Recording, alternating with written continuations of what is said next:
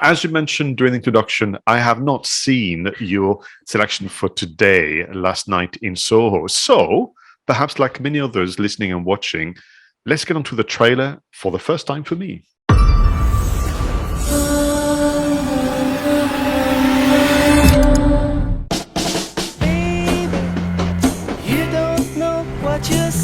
What brings you down then? I'm studying London College of Fashion. Room is on the top floor. It's perfect. I love it. If I could live any place and any time, I'd live here in London in the 60s.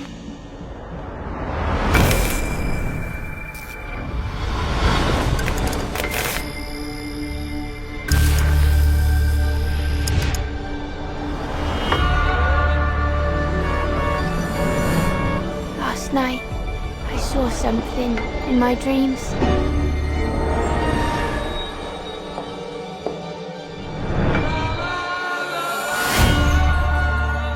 There was a girl. And you are? Sandy. I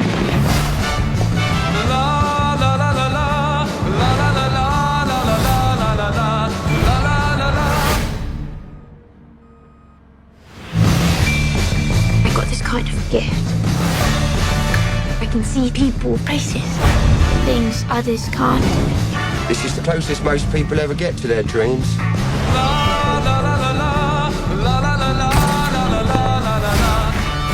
They're not just dreams. Jack, I don't want to do this. You think you can just walk away? They really happened. What did you see?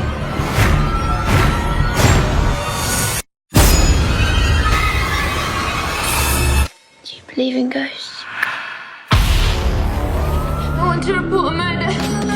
You witnessed the murder last night, but you believe this was a vision from the past.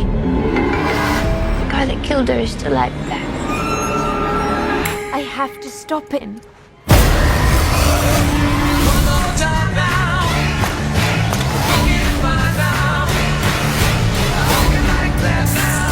Where are you going?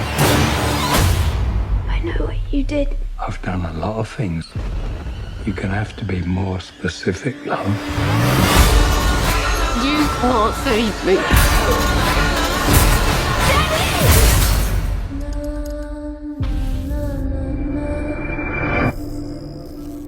Wow, I'll talk about a mosaic of images and feelings, and you use a term, genre jumper, which I'm going to, assign to you forever now. You invented the term genre jumper. Wow, I'm actually full of emotions about this. It's thinking, is it going to be too complicated as a storyline? Is it going to be, sufficiently enthralling? Is it going to be too long, too short? Yeah, okay. Let's continue that with the marketing campaign and see what more you can reveal about this movie, because you've seen the movie, haven't you? Oh yeah, I've seen the movie and I thoroughly enjoyed it, Pascal. It really is a fabulous movie. But as I say, it's part 1960s nostalgia. So there's a heavy sort of view of London in the 1960s. I mean, even it's in the trailer, the bit where one of the characters walks out onto the street and you've got Thunderball on the movie poster opposite, which sort of places it around about 1965, 1966. And it's also part ghost story as well, part horror. There's a murder mystery in there. It does jump between time zones, although it happens in a very clever and very subtle way. But I got Back to the Future style vibes from it. The cinematography is fabulous. Now, to achieve that sort of past-present jumping, they do it, and I've actually watched some documentaries about this. There was no actual post production trickery to do these special effects. They actually did it with different camera angles, and even from the point of view of one character looking into a mirror and seeing a different character was all done with camera angles, apparently, which is absolutely incredible. I thought the color palette was gorgeous. The actors are really good. I mean, Anya Taylor-Joy is really, really attractive lady and incredible actor. She was in a TV series called The Queen's Gambit about a chess player, which was astonishingly good. Yeah. And then, of course, you've got the thumping 1960s hits. But the thing is, Pascal, the script probably let itself down towards the end. There's a big reveal, which I'm not going to talk about just in case you do decide to watch it, which the film builds up to. And I think the script actually just messes it up a bit, which is unfortunate because it probably does let the film down in its last third. Having said that, though, it opened to fabulous reviews. Really good reviews. I think it's 80% on Rotten Tomatoes, which is really quite high. But it was an absolute box office failure. I think it only made 23 million against a budget of 43. It was nominated for BAFTAs as well and many, many other awards. And I just think, well, is it because of the writing that it wasn't successful? But of course, it can't be, because if people were disappointed with it because of the writing, then they would have actually gone to see it in order to be disappointed. So the fact that it bombed was probably down to the marketing, because I can't think of why people didn't go to see it. Now, you've already articulated that maybe there was a lot going on in the trailer, and despite the fact that it looks good, is it a nostalgia film or what? Is it too jumping about? And maybe that puts people off. So if we look at the marketing, let's actually decide whether they didn't focus enough on what the film was actually about. So as you've said, the trailer is pretty heavy on the 1960s nostalgia, I think. And the poster as well pretty much plays upon that too. I mean, again, the colour palette's beautiful, and it showcases the actors, and there's a teasing of the time zones things going on. But I think that it's very light on the story and heavy on the gloss. Edgar Wright is known for his glossy films. He did Baby Driver. The Sparks Brothers is very musically orientated. But then I'm thinking, well, the trouble is, you get the flashes of murder. I'm sure there's a knife scene in the trailer. But did it actually blow it by not telling you what this film was about? But then on the other side of the coin, maybe they would have given too much away. And as I say, there's a big reveal, which I don't want to reveal, but they may have teased that too much. So it was probably very difficult for them. I think maybe they should have gone a little bit further to tell us what was in the film. Now, if I go right back to September 2019, when Edgar Wright actually posted on Instagram on the day that they wrapped shooting. Now, if you look at that photograph, Pascal, which shows one of the characters looking really quite wide-eyed and terrified, if you were to see that photograph, you would assume that this was some sort of slasher movie, wouldn't you? Actually, looking at the image, it reminds me almost of Japanese horror, because she's got that kind of mascara has been running out and has kind of almost the eyes, which are open very wide, as you mentioned, and circled with the black of the makeup. Reminds me a bit of was it The Grudge or one of those, Dark Water? Yes. So for me, at that time, if I'd seen this, I'm thinking horror. And I'm thinking maybe an homage to Japanese cinema. I'm thinking of probably what we've enjoyed, the Insidious and all those kind of movies. Yeah, for sure. Yeah, it definitely has that vibe about it. Now, of course, the movie was pulled from its 2020 release because of the pandemic, as we know. So that delayed everything. Edgar Wright was interviewed within the Empire magazine. There was a load of photographs in the Empire magazine, all of which were very similar to the one that we've just talked about. So, scary photograph of female protagonist. Finally, they moved it to its October 2021 slot, and Edgar Wright was back on Twitter straight away and talking about it. Now, one of the things that I do think they got right with the marketing here is the use of Twitter. Edgar Wright's tweeting about it a lot. It had its own Twitter handle, as you would expect, and they definitely shared a lot of really beautiful photography, both from the film but also from the events that surrounded the film, which I think is really good. But once they got the date nailed for October 2021, then the marketing actually ramped up. So the first teaser poster and trailer came in May 2021. The teaser poster was more of a sort of split between the past and the present. So you had Anya Taylor-Joy's character, who's the one in the past, on one half of the poster, and Thomasin,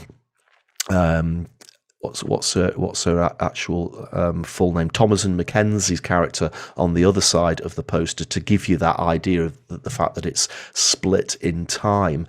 And then this is when maybe again this is part of the of the issue.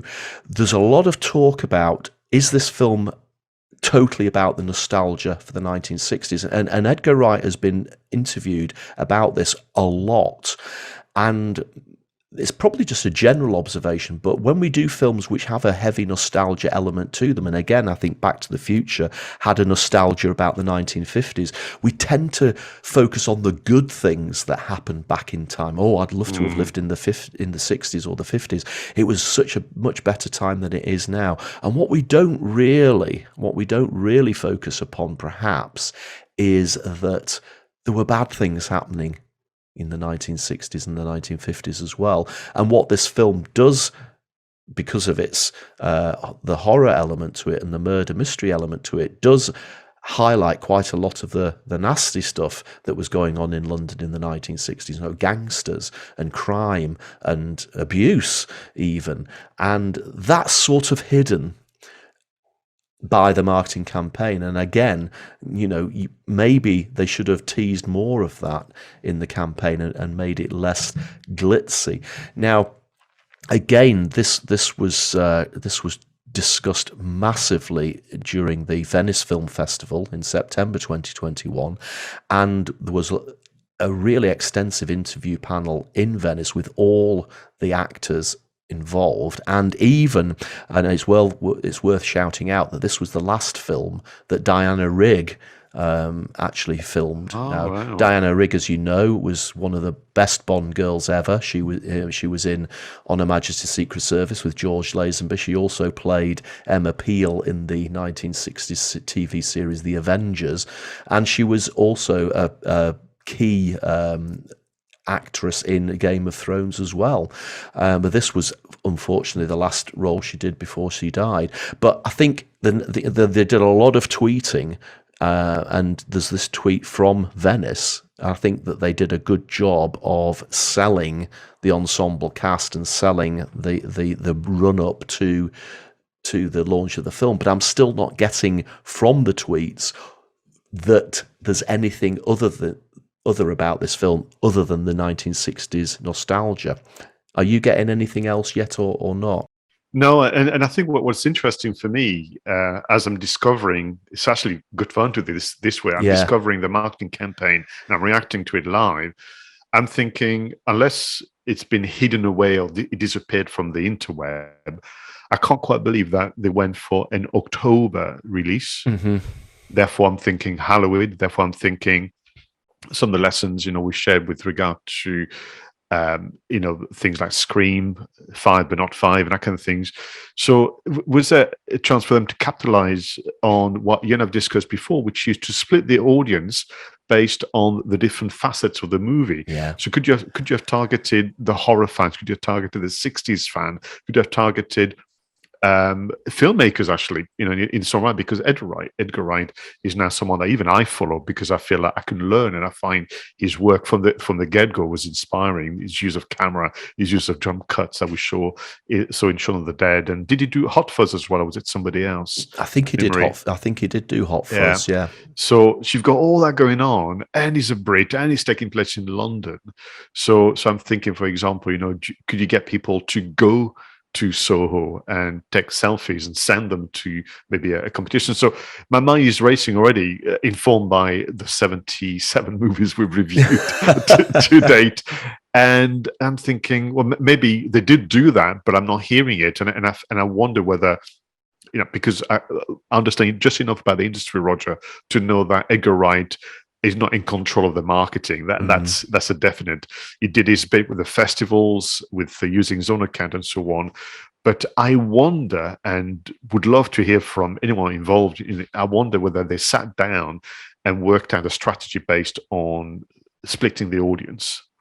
Yeah, and talking about splitting now, the second poster, which is the one that we've actually got on the notes here, came out in September, and as I say, I think the color palette of the film is absolutely gorgeous, and you'll love this from a filmmaker's point of view. The video is tinged red or blue, depending upon which era of the story you're actually in. And it's very, very subtle when you're watching the film. You probably don't notice it until somebody points it out to you. But some of the scenes set in the past have got a slightly different colour palette than some of the scenes set in the present. And I love that. Now, finally, in October, and this was like literally in the days running up to the launch, they started doing some TV spots. And again, I love the fact that they actually uploaded the TV spots to Twitter as well. They finally did start talking more about the fact that the film was a time-twisted murder mystery as opposed to just a 1960s nostalgia thing. Because there's a heavy music slant to this, and as I said, the soundtrack is fantastic. Edgar Wright, as you would expect, put out a Spotify playlist for. I love the fact that he's done that. All the costumes, and the costumes are fabulous as well, were on display in Los Angeles, Universal City Walk. Interestingly enough, from a musical point of view, they actually put out a music video of Anya Taylor-Joy singing her version of Downtown. Now, this is really interesting. I can't think of any of the films that we've reviewed so far in film marketing where this has actually happened. So if you watch this video, I mean, she sings it. It's a much quieter, downbeat version of Downtown than the original. But it's interlaced with scenes from the movie. Now, what they've actually done is the scenes from the movie that you see in this music video are actually the same scenes from the trailer, so you're not actually getting anything new, except the fact that this actress is doing a version of this song. Now, this is a completely separate music video. It's not in the film itself. The song's in the film, but not this actual video of her singing it. Now, I thought that was quite interesting. I like the idea of trying different ways to get the audience to pay attention. So oddly, even though I never saw the trailer, I'm pretty sure I saw the TV spot. Yeah. And my memory was around the mirrors. Mm-hmm. I was thinking, ooh, that's clever. And it felt like something I'd want to watch. And I do remember seeing the music video probably pushed by, the algorithm on YouTube and so on. And back to this idea of, is it a horror film? Is it a time travel film? Is it a thriller? There's all kinds of things. I think that the music video doesn't actually give much away. Mm-hmm. So I enjoyed the performance, but I didn't feel I was let into the universe of Last Night in Soho in any meaningful ways. Yeah, and even though the TV spots finally started to reveal a little bit more about what the film was about, we then almost go back to it being a nostalgia thing. There was a focus on the 60-second film school, and they had Edgar Wright in there, but he was mainly talking about his own nostalgia for London in the 1960s and how he represented that in the film. And again, I think that it sort of it just didn't give enough away. The next thing they did, which I thought was quite cool, is that there was a lens for Snapchat that can turn your world into 1960s London. But again, it's turning it into 1960s London, which reinforces the fact in my head that this is a nostalgia film. It's more like a film like probably Quadrophenia or Tommy or something like that, rather than a horror movie murder mystery. I have to say, the tweeting they did from the screenings leading up to the premiere, very glitzy, beautiful photography, and I think that was good. But again, not giving much away about the film. And I think, as you would expect, there were some specific posters made for specific theatres. the last one here for the AMC theatre focuses Dolby Labs, etc. Again, it focuses entirely, I think, on the 1960s nostalgia and the vibe. The final piece of marketing, I absolutely love this, Pascal, is they actually commissioned a painting by artist James Patterson. And if you've I actually include the link here in the notes for us. You can actually click through to a tweet, which was obviously time-lapsed as he was painting it. And it's absolutely gorgeous, this piece of artwork. And again, it has the two colour schemes, the blue and the red, denoting the two time zones. And it's an absolutely gorgeous piece of marketing. But once again, however good it is and however beautiful it looks, and I would be happy to have that on the wall here in my office, it doesn't give you anything about the story. The strapline, a murder in the past, a mystery in the future, in very small writing. Maybe people would miss that. So my conclusion is that this is one of the best films I saw in 2021. I thoroughly enjoyed it. I loved the people. I loved the script. I loved the cinematography, and the way that Edgar Wright did it is absolutely amazing. But I think that the reason why it was a box office bomb was that people didn't think that this was anything other than a film about the 1960s and maybe a musical film about the 1960s, and for that reason they didn't go to see it. And that's a shame, because it is actually a really quite good, scary horror movie set in the 1960s and with an element of time travel to the present day as well. So Pascal, if you had just seen the marketing and you hadn't got me rabbiting on about how good it is, do you think this would have made you want to see it? Nope. Yeah. I'm sorry to say. And I feel terrible about it, because you and I know enough about the world of movie making, cinema, to know that this is, people said, a movie being made is extraordinary and a miracle in its own right.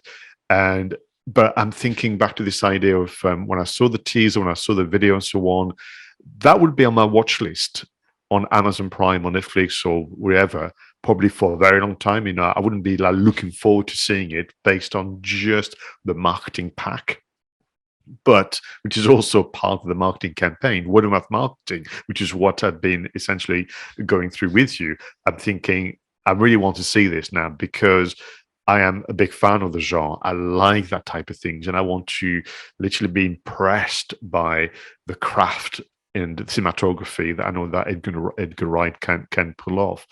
I just wish that they would almost make up their mind about, you've got to lean on something. You've got to choose. Is it a horror film? Is it the 60s? Is it the murder mystery? Is it actually about, female emancipation? It doesn't matter what you choose, but you've got to choose your camp. And it feels like with this one, putting to one side the fact that it's not down to the producers of the film, it's down to the marketers and the distribution companies. You have to choose many camps, but be clear. I would almost suggest to you that this trailer that I saw for the first time today with you, I felt a little long. It felt like they packed everything in, which is a symptom and a signal that they just couldn't make up their mind about which way to go. So based on the marketing elements and ingredients, I have to say, no, based on this conversation, I'm going to rush now to my TV and quickly look where it is, because I've got to see this now. Yeah, and you will like it from the point of view of the filmmaker. I mean, honestly, Pascal, some of the cinematography and the camera tricks, you will come back here and you will phone me up and say, this is how they did. There's a particular scene, which again, I'm not going to ruin, where they do this incredibly clever bit of a dance number, and it flits between the two time zones. And to say that they achieved this without any post-production special effects, they did it all down to camera angles, is astonishing. You'll be able to tell me immediately how they did it, but I had to watch a documentary to tell me how they did it. But I know you will know how they did it. So even from that point of view, I hope that you do watch it, and I hope you do enjoy it. But it would be interesting as well to see. I do think that they blew the ending a bit. It's a really good big reveal, and it's a great twist, but I think they cocked it up.